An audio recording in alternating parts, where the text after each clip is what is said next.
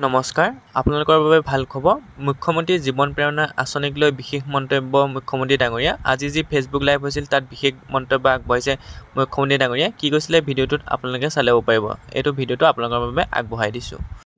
এইকেইটা দিন মোক বহুত যুৱক যুৱতীয়ে কৈ আছে যে মামা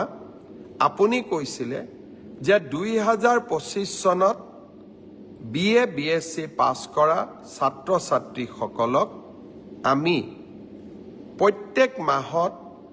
2500 টকাকৈ দিয়াৰ আঁচনি এখন ৰূপায়ণ কৰিম মুখ্যমন্ত্ৰী জীৱন প্ৰেৰণা আঁচনি এই আঁচনিখন কি হ'ল অহা 1 নৱেম্বৰত ইয়াৰ আবেদনৰ পোৰ্টেলটো আমি মুকলি কৰি দিম আপোনালোকে আবেদন কৰিব পাৰিব অৰ্থাৎ যিমান আমি প্ৰতিশ্ৰুতি দিওঁ প্ৰত্যেকটো প্ৰতিশ্ৰুতিক আমি ৰূপায়ণৰ বাবে প্ৰচেষ্টা কৰোঁ অৰুণোদয় হওক মহিলা উদ্যমিতাই হওক অসমৰ লাখ লাখ দৰিদ্ৰ পৰিয়ালৰ মুখলৈ আমি আজি হাঁহি বিৰিঙাইছোঁ